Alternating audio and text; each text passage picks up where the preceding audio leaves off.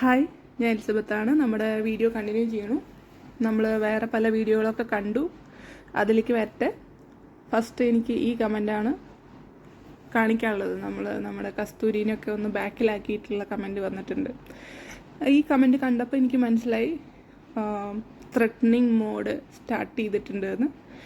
Within 1 hour or 2 hour പുതിയ video വന്നിട്ടുണ്ടായിരുന്നു. Okay, അപ്പോൾ ഈ കമൻറ്റിലേക്ക് ആദ്യം കിടക്കാം. എൻ്റെ പൊന്നു ചേച്ചി, പുള്ളി ഒരു മാനനഷ്ടം ഒരു 10 കോടി രൂപയ്ക്ക് അങ്ങ് കൊടുത്താൽ ചേച്ചി കുറേ മാപ്പും കൊണ്ട് ഈ പൊക്കിക്കൊണ്ട് നടക്കുന്ന ചാനലുകളിൽ തന്നെ കയറി നിറങ്ങും. ഓരോരുത്തരെ ഇളക്കി വിടുമ്പോൾ തൊണ്ട തൊടാതെ വിഴുങ്ങല്ലേ. ഓക്കെ, എൻ്റെ കയ്യിൽ 10 കോടി രൂപ കൊടുക്കാമില്ല. ഫസ്റ്റ് അങ്ങനെ കൊടുത്തിട്ട് കേസ് എടുക്കുകയാണെങ്കിൽ ഞാൻ ജയിലിൽ പോയിട്ട് കിടക്കും. എൻ്റെ കയ്യിൽ ഉള്ള കാശല്ലേക്ക് കൊടുക്കാൻ പറ്റുള്ളൂ. എനിക്ക് ജയിലിൽ പോയിട്ട് കിടക്കണേൽ എനിക്കൊരു നാണക്കേടും തോന്നണില്ല. കാരണം ഇത്രയൊക്കെ പറഞ്ഞിട്ട് ആർക്കും ഒരു കുഴപ്പമൊന്നും തോന്നണില്ല. ഇതൊക്കെയാണ് മാനനഷ്ടം എന്ന് പറയുന്നുണ്ടെങ്കിൽ ഒരു കംപ്ലൈൻറ്റിൻ്റെ പുറത്തുള്ള വ്യത്യാസം കൊണ്ട് ഞാൻ 10 കോടി രൂപ കൊടുക്കുന്നുണ്ടെങ്കിൽ ഞാൻ 10, 20, 30 അല്ലെങ്കിൽ ജീവിതകാലം മുഴുവൻ ഞാൻ ജയിലിൽ കിടക്കാൻ ഞാൻ തയ്യാറാണ്. എനിക്കതിൽ നാണക്കേട് ഇല്ല. കാരണം ഞാൻ അതിനെങ്ങാണ്ട് നന്നായിട്ട് നാണം കെട്ടിട്ടുണ്ട്, അതിനെങ്ങാണ്ട് നന്നായിട്ട് പീഡിപ്പിക്കപ്പെട്ടിട്ടുണ്ട്. അതുപോലെ തന്നെ നിറയെ ആൾക്കാരുടെ മുന്നിൽ ഇൻസൾട്ട് ചെയ്യപ്പെട്ടിട്ടുണ്ട്. അപ്പോൾ അങ്ങനെയൊക്കെ ചെയ്ത് അത് എനിക്കൊന്നും അങ്ങനെ പറയേണ്ട കാര്യമില്ല.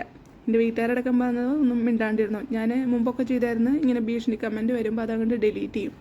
ഞാനന്ന് നാർസിസിസ്റ്റിക് പേഴ്സണാലിറ്റി ഡിസോർഡറിൻ്റെ വീഡിയോകൾ ഇട്ടപ്പോൾ അതിൻ്റെ ഇടയിലും ഭീഷണി കമൻറ്റുകൾ, സെയിം ഭീഷണി കമൻറ്റുകൾ ഇട്ടിട്ട് പലരും വന്നിട്ടുണ്ടായിരുന്നു.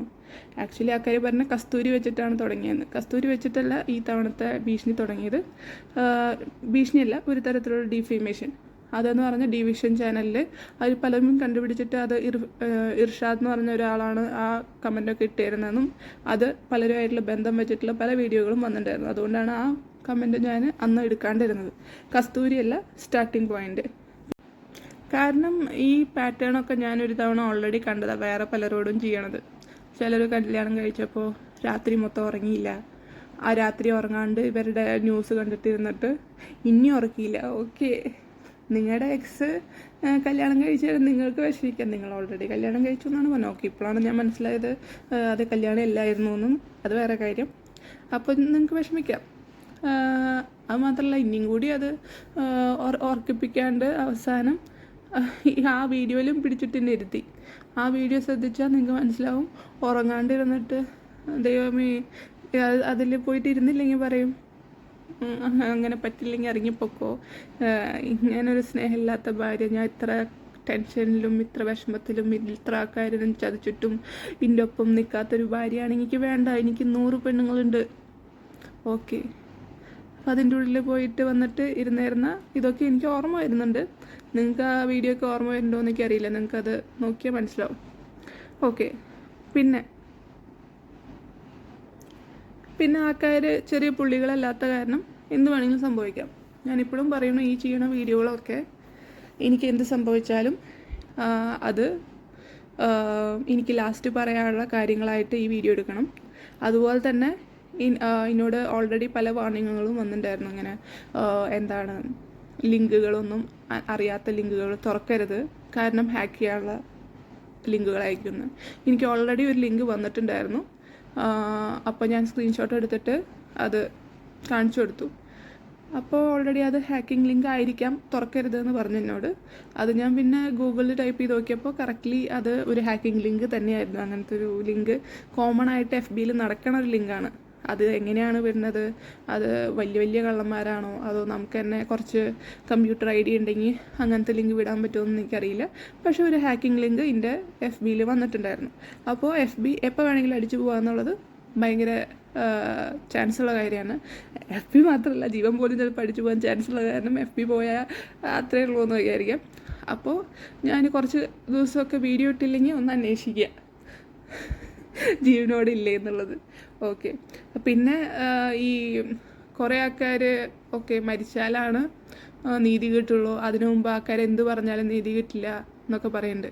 ആക്ച്വലി മരിച്ചാലും നീതി കിട്ടാത്ത കുറേ സംഭവങ്ങൾ നമ്മുടെ നാട്ടിൽ നടക്കുന്നുണ്ട്. ഇവൻ മരിച്ചിട്ട് നീതി കിട്ടുന്നൊന്നും എനിക്ക് ഉറപ്പില്ല. വലിയ ആൾക്കാരാണ് ഓപ്പോസിറ്റ് നിൽക്കണമെങ്കിൽ മരിച്ചാലും നമുക്ക് നീതി കിട്ടില്ല. കൊലപാതകം, ചിലപ്പോൾ സൂയിസൈഡ് ആവാം, അങ്ങനെ പല കാര്യങ്ങളും മാറാം, അല്ലെങ്കിൽ വേറെ ഡീഫെയിമിങ് ചെയ്തിട്ടുള്ള പല കേസുകളും വരാം. ഇത്ര ക്ലിയർ ആയിട്ടൊരു ത്രെറ്റനിങ്ങും അതുപോലെ തന്നെ അത് കഴിഞ്ഞ് കുറച്ച് മണിക്കൂറുകൾക്കുള്ളിൽ ഒരു ത്രെറ്റനിങ് പോലത്തെ ഒരു വീഡിയോ, എനിക്കതിൽ ത്രെറ്റനിങ് വീഡിയോ ആയിട്ടാണ് തോന്നിയത്. കാരണം നീ ഇങ്ങനെയൊക്കെ ഇനിയും കണ്ടിന്യൂ ചെയ്താൽ ഞാൻ പലതും ഇടും. ഓക്കെ, എനിക്ക് അങ്ങനെയാണ് ഞാൻ മനസ്സിലാക്കിയത് ആ വീഡിയോന്ന്. ഓക്കെ, പിന്നെ എനിക്ക് പറയാനുള്ളത് എന്താ വെച്ചാൽ, എനിക്ക് ഇതിൻ്റെ ഒപ്പം തന്നെ പറയാൻ തോന്നിയ ഒരു കേസാണ്. എനിക്ക് കുറേ സിമിലാരിറ്റീസ് കേസിൻ്റെ കാര്യത്തിലല്ല, പക്ഷേ ഇതിൽ ഉൾപ്പെടുന്ന ഗ്യാങ്ങുകൾ, ഫ്രണ്ട്സുകൾ തമ്മിലുള്ള ഒരു സിമിലാരിറ്റീസ്, അത് എൻ്റെ ഗസ്സുകളാണ്. ഒന്നും എനിക്കറിയണ കാര്യങ്ങളല്ല, ഞാൻ കണ്ട കാര്യങ്ങളോ ഒന്നുമല്ല. ഞാൻ ആകെ ഈ കേസിനെ പറ്റിയിട്ട് 7 വർഷം മുമ്പ് മിഷേൽ ഷാജി എന്ന് പറഞ്ഞ ഒരു പെൺകുട്ടി ദുരൂഹ സാഹചര്യത്തിൽ മരണപ്പെട്ട ഒരു കേസ് വന്നിട്ടുണ്ടാവും. അന്ന് ജസ്റ്റിസ് ഫോർ മിഷേൽ ഷാജി എന്നൊക്കെ പറഞ്ഞിട്ട് പല ഹാഷ്ടാഗുകൾ വന്നിട്ടുണ്ടായിരുന്നു. അന്ന് ഞാനത് ശ്രദ്ധിച്ചിട്ടുണ്ടായിരുന്നു, പക്ഷെ നമ്മളത് വിട്ടു. പക്ഷെ ഒരു 11 മാസം മുമ്പ് ശ്രീകണ്ഠൻ നായർ ഷോയിൽ ഇവരുടെ പാരൻസ് വന്ന് കരഞ്ഞിട്ട് അവർക്ക് അനുഭവിച്ച, അതായത് കേസ് കൊടുക്കാൻ നടക്കുമ്പോൾ അനുഭവിച്ച കാര്യങ്ങളും അതിൽ ഉണ്ടായിരുന്ന കുറേ കാര്യങ്ങളൊക്കെ ഒരു ഷോയിൽ പറയുന്നുണ്ട്. നിങ്ങൾക്ക് യൂട്യൂബിൽ അടിച്ചു കഴിഞ്ഞാൽ ഈ കേസ് ശ്രീകണ്ഠൻ നായർ ഷോ എന്നൊക്കെ പറഞ്ഞ് അടിച്ചു കഴിഞ്ഞാൽ ആ ഒരു കാര്യം കേൾക്കാം. അത്യാവശ്യം വലിയൊരു വീഡിയോ ആണ്. അതിൽ പല ആൾക്കാരുടെയും പേരുകൾ എടുത്തു പറയുന്നുണ്ട്, എവിടെയാണ് സ്ഥലം എന്ന് എടുത്തു പറയുന്നുണ്ട്. അപ്പോൾ ഈ പല പേരുകളും ഞാൻ കേട്ടിട്ടുള്ളതാണ്. ഈ ഒരു ഗ്യാങ്ങിലത്തെ ആൾക്കാരുടെ പേരുകൾ ഞാൻ കേട്ടിട്ടുള്ളതാണ്. അതുപോലെ തന്നെ അവർ പറഞ്ഞൊരു സംഭവമുണ്ട്, അവരുടെ ഈ പോസ്റ്റ്മോർട്ടം ഫസ്റ്റ് വേറൊരു ഹോസ്പിറ്റലായിരുന്നു, ഹോസ്പിറ്റലിൻ്റെ പേരൊന്നും പറയുന്നില്ല, ആദ്യം വേറൊരു ഹോസ്പിറ്റലായിരുന്നു പോസ്റ്റ്മോർട്ടം ചെയ്യാൻ ഉദ്ദേശിച്ചിട്ടുണ്ടായിരുന്നു. പക്ഷേ സഡനായിട്ടൊരു കോൾ വന്നിട്ട് അവരെ വേറെ ഒരു ഹോസ്പിറ്റലിലേക്ക് പോസ്റ്റ്മോർട്ടത്തിന് മാറ്റിയെന്നും അത് പിന്നെ അങ്ങനെ മാറ്റിയിട്ടുള്ള ഒരു സംഭവമൊക്കെ അവർ പറയുന്നുണ്ട്. ആ ഹോസ്പിറ്റലിൽ തന്നെ വേറൊരു കേസ് വന്നിട്ടുണ്ട്. ആ കേസ് വന്നതെന്ന് പറഞ്ഞാൽ മോൺസൺ കേസ് വന്നപ്പോൾ അവിടെ ഒരു കുട്ടിയുടെ, അതായത് മാനസികമായിട്ടും ശാരീരികമായിട്ടും പീഡിപ്പിക്കപ്പെട്ടു എന്നാരോപിച്ച ഒരു പെൺകുട്ടിയുടെ ഹെൽത്ത് ചെക്കപ്പിന് അങ്ങോട്ട് കൊണ്ടുപോയിട്ട് അവരോട് മോശമായിട്ട് പെരുമാറി ആ മെഡിക്കൽ കോളേജിലത്തെ ആൾക്കാർ അല്ലെങ്കിൽ ആ ഹോസ്പിറ്റലിലത്തെ ആൾക്കാർ എന്നൊക്കെ പറഞ്ഞിട്ട് ഒരു ന്യൂസൊക്കെ അന്ന് വന്നിട്ടുണ്ടായിരുന്നു. നോക്കുമ്പോൾ രണ്ടും സെയിം ഹോസ്പിറ്റലാണ്. പിന്നെ ഞാൻ ഈ പറഞ്ഞ പേരുകൾ അവരെടുത്തെടുത്ത് 1-2 ആൾക്കാരുടെ പേര് പറയുന്നുണ്ട്. അപ്പോൾ ഇതൊക്കെ ഒരു ഫ്രണ്ട് ലിസ്റ്റിൽ അല്ലെങ്കിൽ ഇടയ്ക്കിടയ്ക്ക് എൻ്റെ മുന്നിൽ പ്രത്യക്ഷപ്പെടുന്ന ആൾക്കാരുടെ മുഖങ്ങളാണ് അത്. അപ്പോൾ അതിൽ എനിക്ക് കുറച്ച് ഡൗട്ടുകളുണ്ട്. എനിക്കറിയില്ല, എനിക്ക് അതുകൊണ്ട് തന്നെ ഈവൻ ഇന്നാരെങ്കിലും കൊന്നാലോ അല്ലെങ്കിൽ എൻ്റെ ഫാമിലീനെ മൊത്തം കൊന്നാലോ അതിനൊക്കെ ഒരു നീതി കിട്ടുമെന്ന് എനിക്ക് വലിയ പ്രതീക്ഷയൊന്നുമില്ല. പക്ഷേ എനിക്ക് ഈ കാര്യങ്ങളൊക്കെ ഞാൻ ചാവണേൻ്റെ മുമ്പ് എല്ലാവരും അറിയണമെന്ന് ആഗ്രഹമുണ്ട്. പിന്നെ കസ്തൂരിനെ അങ്ങനെ വിടാൻ പറ്റില്ലല്ലോ. കസ്തൂരി വീണ്ടും കമൻറ്റുകൾ, പക്ഷേ ഇത് ഫുള്ളായിട്ട് ഡിനൈ ചെയ്തു, ഇത് ആരാന്ന് പോലും അറിയില്ല എന്നുള്ളൊരു ഡിനൈമെൻറ്റ് വന്നിട്ടുണ്ട്. എന്തായാലും അവരുടെ കമൻറ്റ് വായിക്കാം. He mention there are 2 legally registered marriages. Perhaps that may be true from his side. That doesn't mean he denied Elizabeth. He just didn't talk about her.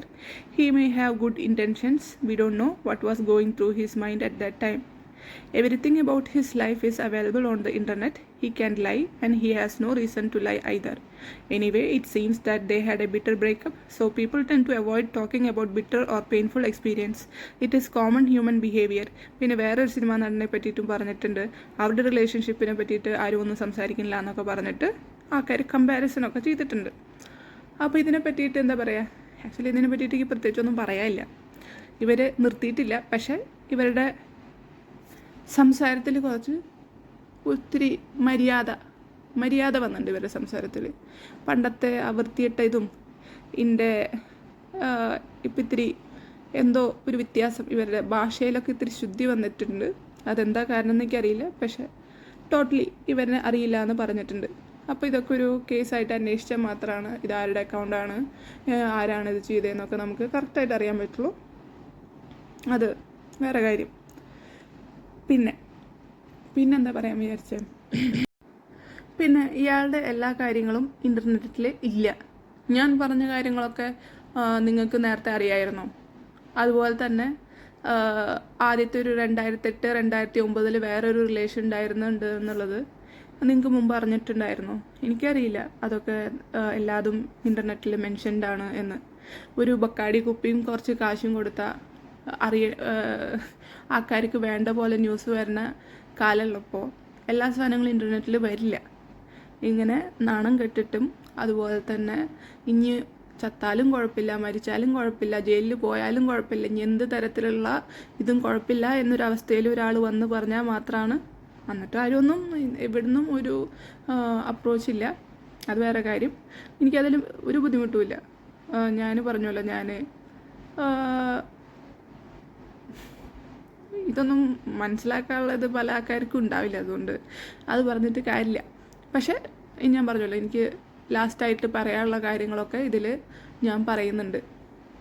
ഇനി അതുപോലെ തന്നെ ഞാൻ കണ്ട കാര്യങ്ങൾ അത് നിങ്ങൾക്ക് പിന്നെ വേണമെങ്കിൽ ഇതിൽ പ്രതി ചേർക്കാം, അല്ലെങ്കിൽ സാക്ഷി ചേർക്കാം, എങ്ങനെ വേണമെങ്കിലും എനിക്ക് കുഴപ്പമില്ല. പക്ഷെ ഞാൻ കണ്ട കേസുകൾ അതുപോലെ തന്നെ എനിക്ക് ശരിയല്ലാന്ന് തോന്നിയ കാര്യങ്ങളൊക്കെ ഇതിൽ ഷെയർ ചെയ്യാനാണ് ഞാൻ വിചാരിക്കണേ.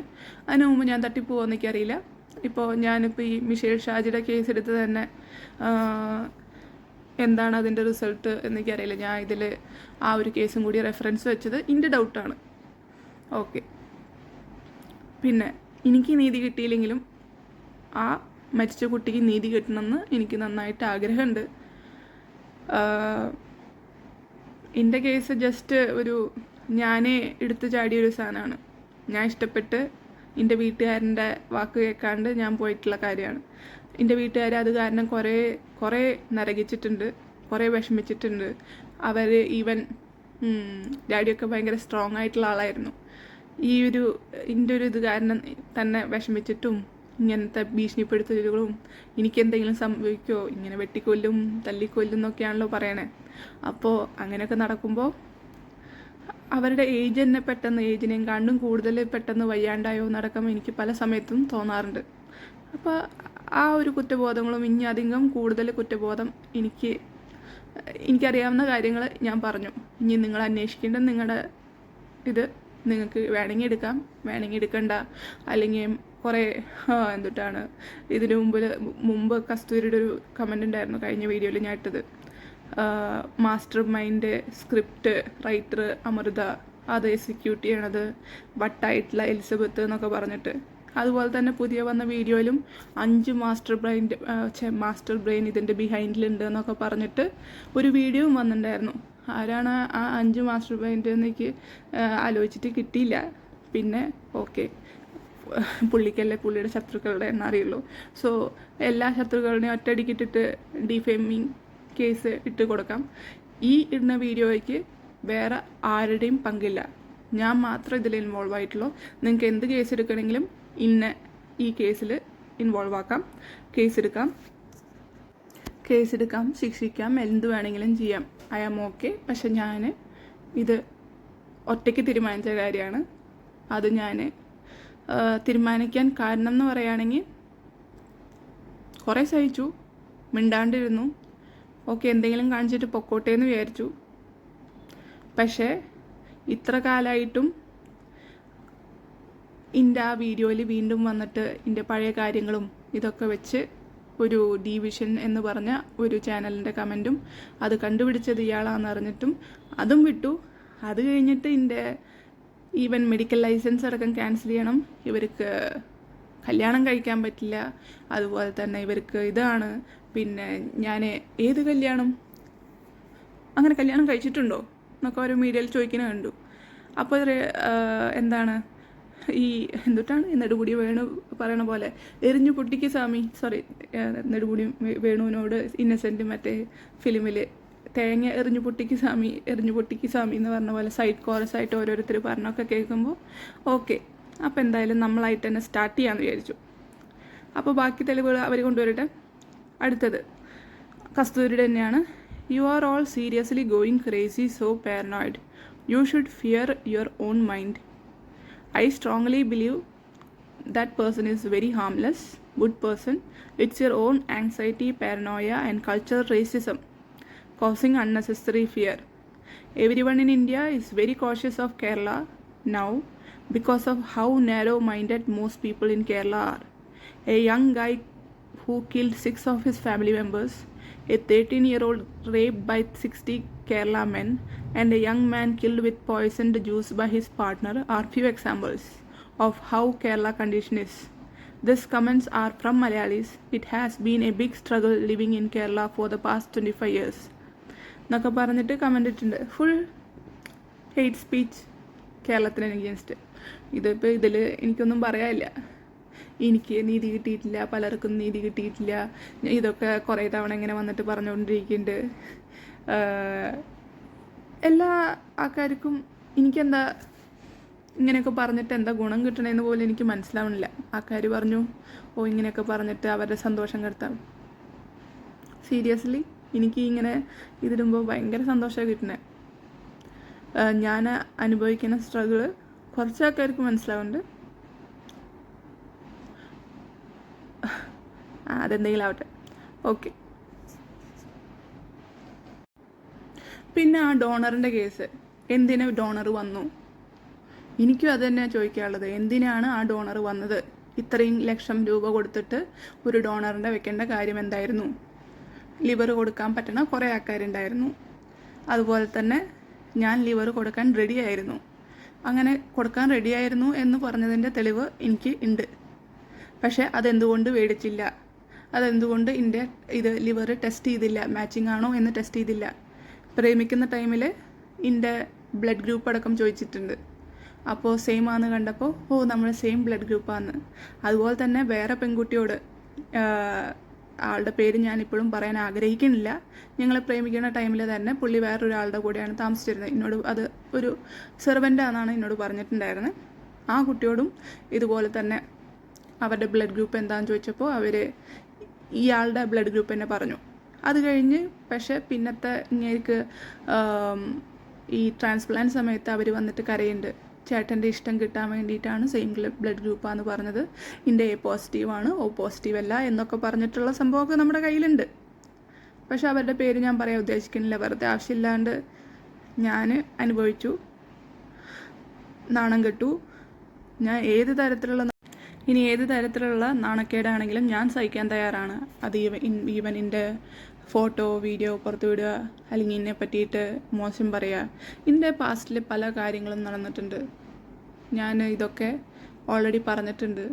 അപ്പോൾ പറഞ്ഞപ്പോൾ പുള്ളി പറഞ്ഞത് ദൈവം തന്നതാണ് നിന്നെ എൻ്റെ കയ്യിൽ. ഞാനും ഈ സിറ്റുവേഷനിലൂടെയൊക്കെ കടന്നു പോയിട്ടുള്ള ആളാണ്. നിന്നെ എന്നെക്കാളും നന്നായിട്ട് മനസ്സിലാക്കാൻ വേറെ ആളും പറ്റില്ല എന്ന് പറഞ്ഞപ്പോൾ ഇത്രയും നല്ല ആൾക്കാരൊക്കെ ഉണ്ടോ എന്ന് ഞാൻ വിചാരിച്ചു. ഓക്കെ. അപ്പോൾ എനിക്ക് ആണ് ഇതിൽ ചോദിക്കാനുള്ളത്, എന്തുകൊണ്ട് വേറൊരു ഡോണർ ഇത്ര കാശ് കൊടുത്തിട്ട് വന്നു? അതുപോലെ തന്നെ അവരുടെ വീട്ടുകാർ സ്വന്തം ഇണകളോ അല്ലെങ്കിൽ വരേണ്ട ആൾക്കാരൊന്നും വന്ന് സൈൻ ചെയ്യാണ്ട് ഒരു റിലേഷൻ മറന്നിട്ടുള്ള ആൾക്കാർ വന്ന് സൈൻ ചെയ്തത് ഇത്രയ്ക്ക് വിലയുള്ളൂ? എന്തായാലും അതൊന്നും ഞാനിപ്പോൾ കൂടുതൽ എക്സ്പ്ലെയിൻ ചെയ്യാൻ പോണില്ല. എക്സ്പ്ലെയിൻ ചെയ്യേണ്ടി വന്നാൽ അതൊക്കെ ഞാൻ എക്സ്പ്ലെയിൻ ചെയ്യാൻ എനിക്ക് ഒരു ബുദ്ധിമുട്ടുമില്ല. ഓക്കെ. പിന്നെ ആരിനെയോ കൊണ്ടുവരും, ആരിനെയോ കൊണ്ടുവന്നിട്ട് എന്തൊക്കെയോ പറയിപ്പിക്കും എന്നൊക്കെ പറഞ്ഞിട്ടുണ്ടായിരുന്നു. എനിക്കതിൽ ഭീഷണിയുടെ സ്വരമാണ് തോന്നിയത്. വേറെ ആൾക്കാർക്ക് തോന്നാത്തത് എനിക്കറിയില്ല. ഇങ്ങനെയൊക്കെ ഇട്ടിട്ടും വീണ്ടും ഭീഷണിപ്പെടുത്തുന്നുണ്ടെങ്കിൽ അതും എനിക്കറിയില്ല എന്താ അതെന്ന്. നമുക്ക് മാത്രം കണ്ട് നടക്കണല്ലോ, അതോ എല്ലാവരുടെയും കേസ് ഇങ്ങനെയാണോ എന്ന് എനിക്കറിയില്ല. പക്ഷേ ഇതൊക്കെ എല്ലാവരും അറിയണമെന്ന് തോന്നിയിട്ട് തന്നെയാണ് ഞാൻ ഈ വീഡിയോ ഇടുന്നത്. ഇതുവരെ സഹിച്ചത് ഓക്കെ. കുറേ ആൾക്കാരുടെ മുമ്പിൽ ഇൻസൾട്ട് ചെയ്തു, കുറേ ആൾക്കാരുടെ മുമ്പിൽ പീഡിപ്പിച്ചു, കുറേ ആൾക്കാരുടെ മുന്നിൽ പല തരത്തിൽ ഇത് ചെയ്തു. ഫിസിക്കൽ അബ്യൂസ് ഉണ്ടായി, മെൻ്റൽ അബ്യൂസ് ഉണ്ടായി, എന്താ പറയുക, ലിറ്ററലി യൂസ് ചെയ്തു. ഓക്കെ, ഇത്രയൊക്കെ പ്രശ്നമുണ്ട്. ഞാൻ ഓൾറെഡി ഈ മരുന്ന് മാറിക്കൊടുത്തു എന്നൊക്കെ പലരോടും പറയണത് കേട്ടിട്ട് ഞാൻ ഇവരുടെ വീട്ടിൽ ഓൾറെഡി പറഞ്ഞിട്ടുണ്ട്, ഇവരുടെ ചേച്ചിയോടും ഇവരുടെ ഏറ്റവും അടുത്ത ഫ്രണ്ടിനോട്. അപ്പോൾ അതൊന്നും കാര്യമാക്കണ്ട, നിങ്ങളുടെ കാര്യം എനിക്കറിയാം. അതുപോലെ തന്നെ ഇത്ര വലിയ ഹെൽത്ത് കൺസേൺഡ് ആയിട്ടുള്ള ആൾ ഈ ട്രാൻസ്പ്ലാന്റ് കഴിഞ്ഞ് ഡിസ്ചാർജ് കഴിഞ്ഞ് 3 ആഴ്ചയോ 1 മാസത്തിൻ്റെ ഉള്ളിൽ ഞാൻ ആ കറക്റ്റ് വീണ്ടും തുടങ്ങിയെന്ന് പറഞ്ഞിട്ടുള്ള ഒരു മെസ്സേജൊക്കെ ഞാൻ ഇവരുടെ വീട്ടിലേക്ക് അയച്ചു കൊടുത്തിട്ടുണ്ട്. വീണ്ടും വൈനായിട്ടും പിന്നെ വൈനും ബിയറായിട്ടും വൈനും ബ്രാൻഡിയായിട്ടും വൈനും ബക്കാഡിയൊക്കെ ആയിട്ട് മിക്സ് ചെയ്തിട്ട് കഴിക്കുന്നതൊക്കെ ഉള്ളത് ഉണ്ട്. അപ്പോൾ അത്രയും ഹെൽത്ത് കൺസേൺഡ് ആയിട്ടുള്ള ഒരാൾ അതൊന്നും ചെയ്യില്ല എന്നാണ് ഞാൻ വിചാരിക്കുന്നത്. പിന്നെ ഇതൊക്കെ ഞാൻ അവരുടെ ഫ്രണ്ട് വഴി തന്നെ അവരുടെ ഡോക്ടറോടും ഞാൻ പറയാൻ പറഞ്ഞിട്ടുണ്ടായിരുന്നു. അവസാനം അതൊന്നും ഇല്ല, നമ്മളാണ് അവസാനം മരുന്ന് മാറ്റിയിട്ട് കൊടുത്ത് ആൾക്കാരനെ കൊല്ലാൻ നോക്കണ ആൾ. അല്ലാണ്ട് ഞാൻ മുമ്പ് ഇത് തടയാനൊക്കെ നോക്കിയിട്ടുണ്ട്, പക്ഷേ എനിക്ക് അടിയാണ് കിട്ടിയിട്ടുള്ളത്. അതുകൊണ്ട് ഞാൻ ഹോസ്പിറ്റലിലെ സമയത്തെ പറഞ്ഞു, ഞാൻ പറഞ്ഞാൽ കേൾക്കില്ല, നിങ്ങൾ ആരെങ്കിലും ഇവിടെ നിൽക്കണം എന്ന് ഞാൻ പറഞ്ഞിട്ടുണ്ടായിരുന്നു. ഇന്നെ ഒരു വിലയും തരുന്നില്ല, അപ്പോൾ ഇല്ലില്ല മോള് നോക്കിയാൽ ശരിയാവും, അതുപോലെ തന്നെ ഇനി അതുപോലത്തെ പെണ്ണുങ്ങൾ ഒരിക്കലും വീട്ടിൽ കയറില്ല എന്ന് വാക്കുകൾ പലരും എനിക്ക് തന്നിട്ടുണ്ടായിരുന്നു. അപ്പോൾ ആ വാക്കുകളൊക്കെ ജസ്റ്റ് ഒരു പണിക്കാരിയായിട്ട് ഈ കാര്യങ്ങൾ ഒരാൾ ഡോണറിൻ്റെ മുറിവ് നോക്കാനും ഇവരുടെ മുറിവ് നോക്കാനും ഇതൊക്കെ കഴുകി കൊടുക്കാനും വേണ്ടി മാത്രമുള്ള ഒരു പണിക്കാരിയായിട്ടാണ് ഇവരുടെ വീട്ടുകാരും എന്നെ കണ്ടിട്ടുണ്ടെന്ന് എനിക്ക് മനസ്സിലാക്കണം. കാരണം ഇത് കഴിഞ്ഞ് എല്ലാം ഹെൽത്ത് ഓക്കെ ആയ സമയത്ത് ഇവർ ഞാൻ പറഞ്ഞിട്ട് കേൾക്കണില്ല മോള് പൊക്കോ, അത് കഴിഞ്ഞിട്ട് അവരെന്നെ ബ്ലോക്ക് ചെയ്തു. ഇത്രയേ ഉള്ളൂ. ഓക്കെ, ഇത് കഴിഞ്ഞ് ഇനി അതിനൊക്കെ കുറേ എക്സ്പ്ലനേഷനൊക്കെ ഇവൾ എന്തിനാണ് ഇയാളുടെ അവിടേക്ക് പോയത്, കാശ് കണ്ടു പോയ ആൾക്കാരാണെങ്കിൽ ആദ്യം തന്നെ സൈൻ ചെയ്യിപ്പിക്കും. അങ്ങനത്തെ ഒരു കേസ് ഉണ്ടെങ്കിൽ ഓക്കെ, അവർ പറഞ്ഞാൽ എനിക്ക് ഇനി മാരി ചെയ്യാൻ പറ്റില്ല എന്നൊക്കെ ഇവർ വരുത്തീർക്കുന്നുണ്ട്. വാട്ടെവർ, അതെനിക്കൊരു പ്രശ്നമല്ല. പിന്നെ നമ്മുടെ കസ്തൂരി തന്നെ ബാക്കി കമൻ്റാണ്. 13-year-old girl raped by 60 Kerala men and a young man killed with poison juice by his partner are few examples of how Kerala condition is. These comments are from Malayalis. It has been a big struggle living in Kerala for the past 25 years. I have no idea where this antisocial culture will lead Malayalis to. I am thinking of leaving Kerala at the earliest opportunity. I feel things are getting worse in the state day by day. Civilized people are leaving and Chaparis stay back in Kerala. If few Chaparis becomes the majority, just imagine the scale of nonsense and drama every day. Social media is a reflection of current society. Whoever doesn't match their indirect social norms and standards are bullied to the peak. ഇതിനെക്കുറിച്ചൊന്നും ഞാനല്ല പറയേണ്ടത്. ഇങ്ങനെയൊക്കെ ഇത്രയ്ക്കും ഒരു വിദ്വേഷമുള്ള ഒരാൾ ഇവിടെ ജീവിക്കുന്നുണ്ട്. അറിയില്ല എന്തിനാ അവരിവിടെ ജീവിക്കണമെന്ന് എനിക്കറിയില്ല. ഇത്രയ്ക്കും ഒരു പബ്ലിക്കായിട്ട് ഒരു വിദ്വേഷ കമൻറ്റ് ഒരു സ്റ്റേറ്റിന് എതിരെ ഇട്ടിട്ട് ആർക്കും ഒരു കുഴപ്പമില്ല. അറിയില്ല ഇതൊക്കെ കേസിൻ്റെ ഒരു ഇതാണോ എനിക്കറിയാം. സത്യമായിട്ട് ഞാൻ അത്ര ബോധമുള്ള ആളൊന്നുമല്ല. വലിയ കേസുകളായിട്ട് വലിയ ബന്ധമൊന്നുമില്ല. പിന്നെ ഇപ്പോൾ കുറേ കള്ളത്തരങ്ങൾ കണ്ടിട്ടും അതൊന്നും ശരിയായില്ല എന്ന് മനസ്സിന് നല്ല ബോധമുള്ള കാരണമാണ് അതൊക്കെ പറയണമെന്ന് വിചാരിച്ചത്. പല കേസുകളുണ്ട്, 1-2 കേസൊന്നുമല്ല, പല കേസുകൾ പറയാനുണ്ട്. അപ്പോൾ അതൊക്കെ ഞാൻ ഇനിയുള്ള വീഡിയോകൾ പറയും. നിങ്ങൾക്ക് ഇഷ്ടമുള്ള ആൾക്കാർക്ക് കേൾക്കാം, സപ്പോർട്ട് ചെയ്യാം, അതുപോലെ തന്നെ അറസ്റ്റ് ചെയ്യാം. ഇതുപോലത്തെ പുതിയ കുറേ ഐഡികൾ വന്നിട്ടിപ്പോൾ തെറിവിളികൾ തുടങ്ങിയിട്ടുണ്ട്. അത് ഈ ഐഡികൾക്ക് ഒരു എൻ്റെ അക്കൗണ്ടിൽ മാത്രമല്ല പല അക്കൗണ്ടുകൾ, അതായത് ഇതിനെപ്പറ്റി പറയുന്ന വീഡിയോകളുടെ അടിയിലും ഇതുപോലത്തെ അക്കൗണ്ടുകൾ വരുന്നുണ്ട്. പീസ് ആക്കാൻ അങ്ങോട്ട് ചെല്ല്. ഒരു പെണ്ണ് എവിടെ നിൽക്കണമെന്ന് ഒരു പെണ്ണിന് ബോധം വേണം. അല്ലാതെ FB മെസ്സേജ് ഇട്ടിട്ട് അങ്ങോട്ട് കയറി കൊടുത്തിട്ട് എല്ലാം കഴിയുമ്പോൾ അവൻ എന്നെ പീഡിപ്പിച്ചു അങ്ങനെ ചെയ്തു എന്ന് പറയാൻ നാണമില്ലേ? ഇത്രയും കാലം വായിൽ കോഴിക്കട്ട ആയിരുന്നോ? ഇപ്പോൾ നല്ല രീതിയിൽ ജീവിക്കുന്നത് കണ്ടപ്പോൾ ഇവൾക്ക് കുരു പൊട്ടാൻ തുടങ്ങി. അത്രയേ ഉള്ളൂ. ഇതിനെ പറ്റിയിട്ട് എനിക്കൊന്നും പറയാനില്ല. നിങ്ങൾക്ക് എന്താ തോന്നുന്നത് വെച്ചാൽ നിങ്ങൾ പറയാം. ഇതിനൊക്കെ എന്താ പറയാനുള്ളത്? ഓക്കെ, ഞാൻ തന്നെയാണ് പ്രപ്പോസ് ചെയ്തത്, അതിലെനിക്കൊരു മാറ്റമില്ല. ആ പറയണതിൽ എനിക്കൊരു തെറ്റും തോന്നുന്നില്ല. ഒരാൾ പ്രേമിച്ചു പ്രപ്പോസ് ചെയ്തു എന്ന് വെച്ചിട്ട് എന്ത് ഡാഷ് തരങ്ങളും കാണിക്കാൻ പറ്റുമെന്ന് എനിക്ക് തോന്നണില്ല. അത് ശരിയാണെന്ന് തോന്നണില്ല. പക്ഷെ ഇവർക്കൊക്കെ അത് ശരിയായിട്ടാണ് തോന്നണേ. മലയാളി പെണ്ണുങ്ങൾ അണ്ണാച്ചിയുടെ കോടി കണ്ടിട്ട് പോയതല്ലേ, ഇവരും അങ്ങോട്ട് പോയതാണെന്ന് ഇവർ തന്നെ വീഡിയോ ഇട്ടിട്ടുണ്ട് നേരത്തെ. ഓ, ഞാൻ കോടി കണ്ടിട്ടാ പോയെന്ന് എപ്പോഴാണോ വീഡിയോ ഇട്ടണേ? അടിപൊളി. എല്ലാം സൈക്കോകളാണ്. ഓക്കെ, ഇവർ ആ വീഡിയോ ഒക്കെ എവിടെ നിന്ന് കണ്ട? ഞാൻ പ്രപ്പോസ് ചെയ്തു എന്ന് പറഞ്ഞു, എനിക്ക് ഇഷ്ടമായിരുന്നു എന്ന് പറഞ്ഞു. ഒരാൾക്ക് ഇഷ്ടം തോന്നണതിൽ ഇത്ര തെറ്റുണ്ടെന്ന് എനിക്ക് മനസ്സിലാവണില്ല. പക്ഷേ ഇഷ്ടം തോന്നിയിട്ട് അപ്പോൾ അത് അക്സെപ്റ്റ് ചെയ്തു. അതുപോലെ തന്നെ എൻ്റെ വീട്ടുകാരുടെ ഓരോ ഡാഡി മുതൽ എൻ്റെ ചേട്ടന്മാർ മുതൽ ചേട്ടന്മാരുടെ ഭാര്യമാർ മുതൽ എവിടെയൊക്കെയാണ് വർക്ക് ചെയ്യണതെന്നും 2 ദിവസത്തിൽ അവരുടെ ഡീറ്റെയിൽസൊക്കെ കണ്ടുപിടിച്ചിട്ട് അതിൽ ഒരാളുടെ ഫ്രണ്ടിനടക്കം കണ്ടുപിടിച്ച ആളാണ് ഈ പുള്ളി. അത് കഴിഞ്ഞപ്പോൾ പ്രപ്പോസൽ ഏകദേശം ഓക്കെ ആയ പോലത്തെ ആളാണ്. അതായത് വീട്ടിൽ ഇത്ര മാത്രം പ്രൊഫസർമാരുണ്ട്, ഇത്ര മാത്രം ഡോക്ടർമാരുണ്ട്, ഇതൊക്കെ. അപ്പോൾ ഒരു ഇഷ്ടമില്ലാത്ത ആൾക്കാർ ഇതൊക്കെ അന്വേഷിക്കേണ്ട കാര്യം എന്താണ്? അതെനിക്ക് മനസ്സിലാവണില്ല. അത്ര നേരം ഞാൻ എൻ്റെ മോൾക്ക് വേണ്ടി ജീവിക്കുന്ന ആളെന്ന് പറഞ്ഞ ആൾ ഒറ്റ ദിവസം കൊണ്ട് പെട്ടെന്ന് മാറിയത് എന്താണെന്ന് എനിക്കറിയില്ല, ഈ വീട്ടിലത്തെ ഹിസ്റ്ററിയൊക്കെ കണ്ടപ്പോൾ. അതുപോലെ തന്നെ എൻ്റെ കഥകൾ മൊത്തം ലിസൺ ചെയ്തു.